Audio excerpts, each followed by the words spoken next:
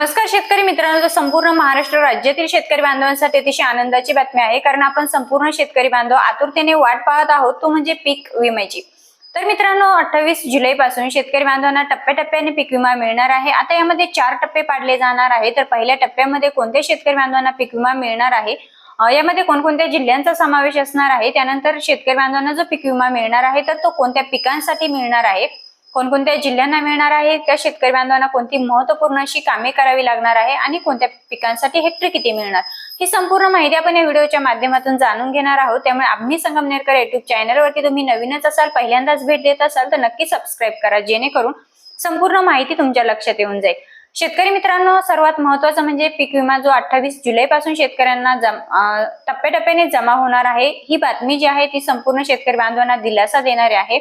आता यामध्ये कोणत्या जिल्ह्यांचा समावेश असणार आहे, सर्वात महत्त्वाचं म्हणजे पहिल्या टप्प्यामध्ये कोणकोणत्या जिल्ह्यांचा समावेश असणार आहे, कोणत्या जिल्ह्यांना कोणकोणत्या पिकांसाठी पीक विमा मिळणार आहे, ही संपूर्ण माहिती जाणून घेऊया। यामध्ये पहिल्या टप्प्याचा जर आपण विचार केला तर पहिल्या टप्प्यामध्ये शेतकरी बांधवांनो मराठवाडा आणि विदर्भाचा समावेश असणार आहे। आता यामध्ये कोणकोणते जिल्हे असणार आहे तर हिंगोली जिल्हा असेल, नांदेड असेल, परभणी असेल, बीड असेल, लातूर असेल, बुलढाणा जिल्हा असेल, त्यानंतर वाशिम, अकोला, अमरावती आणि यवतमाळ, ही मराठवाडा आणि विदर्भ या दोन्ही विभागांचा समावेश पहिल्या टप्प्यामध्ये असणार आहे। तर ही जी जिल्हे आपण आता पाहिली, या संपूर्ण जिल्ह्यातील शेतकरी बांधवांना दिलासा मिळणार आहे की 28 जुलै पासून या शेतकरी बांधवांच्या बँक खात्यामध्ये पीक विम्याची रक्कम जमा होणार आहे।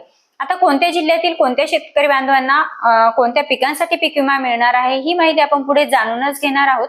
तत्पूर्वी पहिला टप्पा, दुसरा टप्पा, तिसरा आणि चौथा टप्पा हा कोणकोणत्या जिल्ह्यांना मिळणार आहे, ही माहिती जाणून घेऊया, जेणेकरून तुमचा जिल्हा कोणता आहे किंवा तुमच्या जिल्ह्यातील शेतकरी बांधवांना पीक विमा कोणत्या टप्प्यामध्ये मिळणार, ही संपूर्ण माहिती तुमच्या लक्षात येऊन जाईल।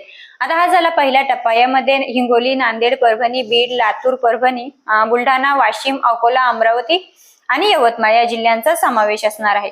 आता जो दुसरा टप्पा आहे तर यामध्ये छत्रपती संभाजीनगर, जालना, धाराशिव, पुणे, सातारा, सांगली, कोल्हापूर, सोलापूर आणि अहिल्यानगर या जिल्ह्यांना जो पीक विमा मिळणार आहे। आता हा टप्प्याटप्प्याने मिळणार आहे, म्हणजेच या जिल्ह्यांना दुसऱ्या टप्प्यामध्ये पीक विमा हा वितरण केलं जाणार आहे। त्यानंतर शेतकरी मित्रांनो, तिसरा जो टप्पा आहे तर या तिसऱ्या टप्प्यात उर्वरित जी जिल्हे राहिलेले आहेत तर या उर्वरित जिल्ह्यातील शेतकरी बांधवांना तिसऱ्या टप्प्यामध्ये पीक विमा हा दिला जाणार आहे। आता हा पीक विमा जो जमा होणार आहे हा संपूर्ण महाराष्ट्र राज्यासाठी जरी जमा होणार असला तरी तो एकाच दिवशी किंवा एकाच वेळेस जमा होणार नाही। यामध्ये टप्पे पाडण्यात आलेले आहे। मराठवाडा आणि विदर्भातील शेतकरी बांधवांना पहिल्या टप्प्यामध्ये म्हणजेच 28 जुलै पासूनच शेतकरी बांधवांच्या बँक खात्यामध्ये हा पीक विमा जमा होणार आहे। यानंतर तिसरा आणि चौथा असे 4 टप्पे पाडण्यात आलेले आहेत। चौथ्या टप्प्यामध्ये नागपूर असेल, वर्धा असेल, भंडारा असेल, गोंदिया असेल, चंद्रपूर असेल आणि गडचिरोली या जिल्ह्यांचा चौथ्या टप्प्यामध्ये म्हणजे सर्वात शेवटी या जिल्ह्यांना पीक विमा हा वितरण केलं जाणार आहे। मित्रांनो, यामध्ये सर्वात महत्त्वाचं म्हणजे राज्य शासनाने अद्याप सर्व 36 जिल्ह्यांसाठी जी अधिकृत तारखावार यादी जाहीर केलेली नाही। त्यामुळे जे काही वरील टप्पे आपण आता जे टप्पे सांगितलेले आहेत तर या टप्प्यानुसार शेतकरी बांधवांना पीक विमा दिला जाईल अशी माहिती समोर येत आहे। परंतु यामध्ये आकडेवारी चेंज होऊ शकते। म्हणजे पहिल्या टप्प्यामध्ये जसं की आपण पाहिलं मराठवाडा आणि विदर्भातील शेतकरी बांधवांना पीक विमा मिळणार, तर यामध्ये दुसऱ्याही जिल्ह्यांचा समावेश केला जाऊ शकतो। कदाचित सर्व जिल्ह्यातील शेतकरी बांधवांना पीक विम्याचे वितरण हे 28 जुलै पासून वितरणास सुरुवात केली जाऊ शकते। कदाचित एक टप्प्यानुसार शेतकरी बांधवांना पीक विमा हा दिला जाऊ शकतो। त्यामुळे शेतकरी बांधवांनी कुठल्याही भ्रमात राहायचं नाहीये। आता सर्वात महत्त्वाचा प्रश्न आहे, पहिल्या टप्प्यामध्ये जे वितरण होणार आहे मराठवाडा आणि विदर्भ, तर या शेतकरी बांधवांना कोणकोणत्या पिकांसाठी पीक विमा मिळणार आहे, म्हणजे कोणत्या जिल्ह्यातील शेतकरी बांधवांना कोणत्या पिकासाठी पीक विमा मिळणार आहे, ही माहिती आपण जाणून घेऊया। यामध्ये आपण जर पाहिलं तर मराठवाड्यातील हिंगोली जिल्हा असेल, नांदेड असेल, परभणी असेल, बीड असेल आणि लातूर या 5 जिल्ह्यांचा समावेश आहे। यातील हिंगोली जिल्ह्यातील सोयाबीन आणि तूर उत्पादक शेतकरी बांधवांसाठी आनंदाची बातमी आहे की सोयाबीन आणि तूर या दोन पिकांसाठी पीक विमा हा मंजूर करण्यात आलेला आहे। नांदेड जिल्ह्यातील सोयाबीन, कापूस आणि तूर या 3 पिकांसाठी पीक विमा मंजूर करण्यात आलेला आहे आणि 28 जुलै पासून त्या शेतकरी बांधवांना तो मिळणार आहे। त्यानंतर परभणी जिल्ह्यामध्ये सोयाबीन आणि कापूस या 2 पिकांचा समावेश आहे। सोयाबीन आणि कापूस उत्पादक शेतकरी बांधवांना दिलासा मिळणार आहे, त्यांना पीक विम्याची रक्कम ही 28 जुलै पासून त्यांच्या बँक खात्यामध्ये जमा होणार आहे। आता राहिला प्रश्न बीड आणि लातूर। बीड आणि लातूर या दोन्ही जिल्ह्यांमध्ये सोयाबीन, कापूस आणि तूर या पिकांसाठी पीक विमा मंजूर करण्यात आलेला आहे आणि तोही 28 जुलै पासून शेतकरी बांधवांना वर्ग केला जाणार आहे। त्यानंतर मित्रांनो, आपण जर पाहिलं तर विदर्भातील बुलढाणा, वाशिम, अकोला, अमरावती आणि यवतमाळ या 5 जिल्ह्यांचा समावेश आहे.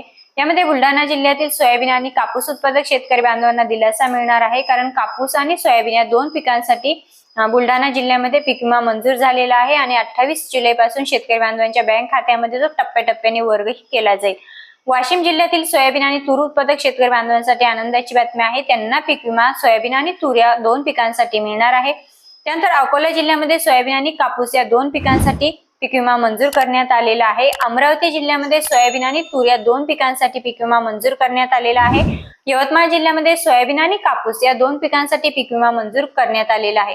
आता ही झाली कोणत्या जिल्ह्यातील शेतकरी बांधवांना कोणकोणत्या पिकांसाठी पीक विमा मिळणार याबद्दलची संपूर्ण माहिती. मित्रांनो, परंतु हा पीक विमा तुमच्या बँक खात्यामध्ये जमा होण्यासाठी शेतकरी बांधवांना काही तातडीची कामे पूर्ण करावी लागणार आहे. तर ती कामे कोणती आहेत तेही जाणून घेऊया. यामध्ये सर्वात महत्वाचं म्हणजे शेतकरी बांधवांनी आपलं बँक खाते सक्रिय आहे की नाही ते तपासायचं आहे. त्यानंतर आपलं आधार कार्ड हे बँक खात्याशी लिंक आहे की नाही याची खात्री करून घ्यायची आहे.